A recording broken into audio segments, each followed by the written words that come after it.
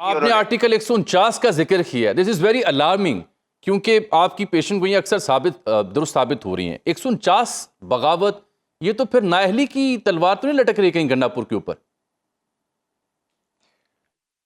دیکھیں بہت کچھ لٹک رہا ہے اور بہت ساری چیز لوگ لٹک بھی جائیں گے. وہ تو سیاسی طور پہ اب آپ کو ہر آدمی لٹکتا ہوا بہت جلدی نظر آئے گا کیونکہ نیریٹو پہ کیا. دیکھیں پنجاب میں کوئی نہیں نکلا، یہاں کوئی عوام نہیں نکلی.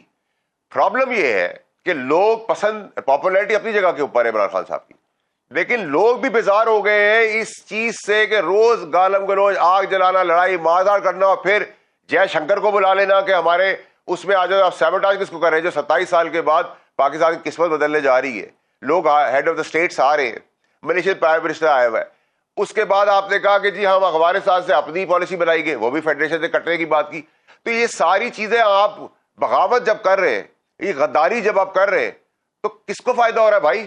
کہ آپ کو اقتدار میں لا کے بٹھا دیں سب چیزیں ٹھیک ہو جائیں گی؟ ہمارے اعتبار میں بھی فوج ٹھیک کام کرتی تھی جب تک فیض حمید اور چیف ایگزیکٹو نقی نہیں ہوا، وہ مانسٹر بن گیا. تو جب ہر کام یہ اچھا کر رہے ہوتے ہیں تو ان کو کریڈٹ دیتے ہیں، کیوں شرماتے سارے؟ ہم ان کو اس لیے تو نہیں لائے ہوئے کہ یہ ان کی اور پولیس کی جنازوں کے اوپر جو ہمارے لیے قربانی دے رہے ہیں جھنڈا لگائے اور ایک ٹکٹ لگائے. بہت افسوس ہوا، بہادر نے جان دے دی. بھائی پھر اپنے بھی جان دیں، اپنے بچے نہیں پیارے سب کو؟ ٹھیک ہے، تو کلیئرٹی رکھیں. نمبر 1. نمبر 2 یہ گورنمنٹ اگر پوائنٹ آف اسٹرینتھ سے نیگوشیٹ نہیں کرے گی. اب اس ملک کے اندر شراب ممنوع ہے، قتل کرنا ممنوع ہے، گولی چلانا ممنوع ہے، ڈاکہ ڈالنا ممنوع ہے، یہ سب ممنوع ہے. قانون نے کہا یہ سب کچھ نہیں ہو سکتا. قانون بن گیا ہے کہ ڈی چوک آپ نہیں آ سکتے. آپ نے ڈی چوک اس لیے پسند کیا تاکہ وہاں ٹکراؤ ہو، آپ لاشیں گرا دیں، جو آپ پچھلے 2 سال سے چاہ رہے ہیں. میں نے 2 سال بعد تو گورنمنٹ پوائنٹ آف اسٹرینتھ سے کیوں نہیں ڈیل کر پائی اگر میں آپ کا تھیسس ہی مان لوں درست؟ اب گورنمنٹ نے سیل کر دیا، یہ کر دیا، وہ کر دیا، عام آدمی کی تکلیف کر دی. کسی کو احساس نہیں ہے کہ جو ڈیلی ویجز والا آدمی ہے وہ کیسے جائے گا، پیشنٹ ایمبولینس پہ کیسے پہنچیں گے، لوگ فلائٹوں پہ کیسے جائیں گے، اسکول کالجز کا کیا ہوگا، غریب آدمی کا کسی کو بھی فکر کر رہی ہے. ٹھیک ہے، اب گورنمنٹ بات کر رہی ہے آپ بڑے اچھے مسلمان ہیں، آپ بھائی ہیں، آپ دوست ہیں، آپ سے کوئی گزارش ہو رہی ہے. ٹھیک ہے بھائی، اب بیٹی کا رشتہ مانگنے تھوڑی جا رہے ہیں.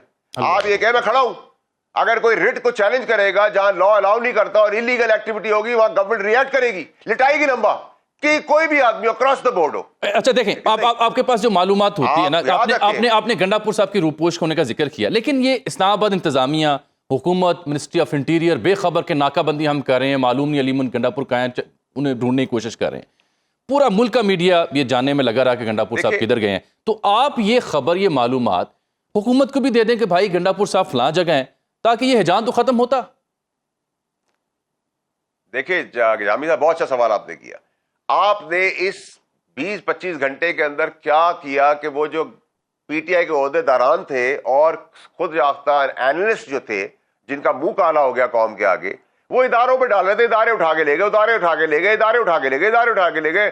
کے پی کے سی ایم کو، ایکٹنگ سی ایم کو، الیکٹڈ سی ایم کو اٹھا کے لے گئے، منہ کالا ہوا ان کا. یہ ہر کام بدنامی کے لیے کرتے. ایس آئی ایف سی کے پلیٹ فارم پہ تصویر لگائی سوشل میڈیا پہ چیف کی، چیف آرمی اسٹاف کی، اس کو بدنام کرنے کی کوشش کی. آئی ایم ایف کو لیٹر لکھ دیا، ایک ہیڈ آف اسٹیٹ آ رہے کیوس کریٹ کر دو. اس کا کل ہم نے بحران بھرا کراچی میں، جب آپ نے ماحول ایسا کر دیا. میں کہہ رہا تھا تیسری قوت فائدہ نہ اٹھا لے، اللہ نہ کرے پروٹیسٹ میں نہ اٹھا لے یا ادروائز نہ اٹھا لے، اٹھا لیا انہوں نے، مار دیا، بدنامی ہوئی، سیز ہو گیا پورا ملک، تماشا بن گیا انٹرنیشنلی. یہ چاہتے ہیں.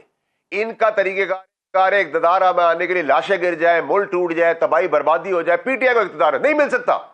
اللہ کی طرف سے کوئی چیز ہو تو ممکن ہو سکتی ہے کسی کے لیے بھی.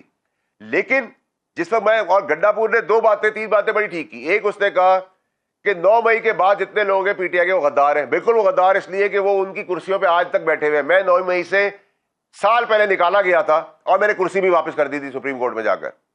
دوسری بات، اصلاح کر لے. میں بھی اس کو کہہ رہا ہوں اصلاح کر لے، اتنی اصلاح کر لے کہ جو تھوڑا بہت اصلاح کا موقع ملا ہوا ہے، وقت ہے، وہ ہاتھ سے نکلتا ہوا نظر آ رہا ہے.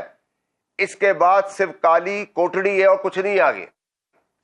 تیسری چیز اس نے کہا کہ میرے پاس 1 روپیہ نہیں تھا کلمہ پڑھ گیا. بالکل اس کا 1 روپیہ نہیں تھا. اس کی کل آڈیو آ گئی ہے، کروڑوں روپے وہ لیتا ہے. وہ پرانی چلے کرپشن میں تو میں اس لیے ڈیبیٹ نہیں کرتا کہ سبھی کروڑوں لیتے ہیں.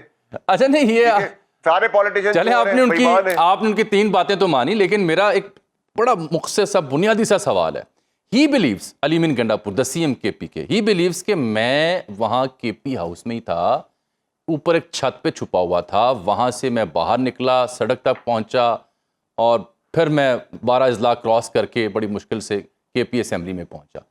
Where had he gone missing exactly? اور جو وہ بیان کر رہے ہیں کیا واقعی ایسا ہے یا وہ کے پی ہاؤس کے علاوہ کہیں اور بھی مہمان نوازی کے لیے گئے تھے؟ دیکھیں جامی صاحب, اس نے 2 گھنٹے 1 گھنٹے, پہلا سوال یہ ہونا چاہیے کہ بھائی تم ڈی چوک کیوں نہیں گئے؟ تم کے پی ہاؤس گئے لیکن ڈی چوک نہیں گئے, کیوں نہیں گئے؟ عوام کو, اپنے سپورٹر کو, اپنے ووٹر کو یہ تو بتائیں کیوں نہیں گئے؟ اس کا مطلب ڈرامے بازی ہے نا, سارے ایکٹر ہیں, سارے یہ ایک ایکٹرز کا ایک ٹولہ ہے.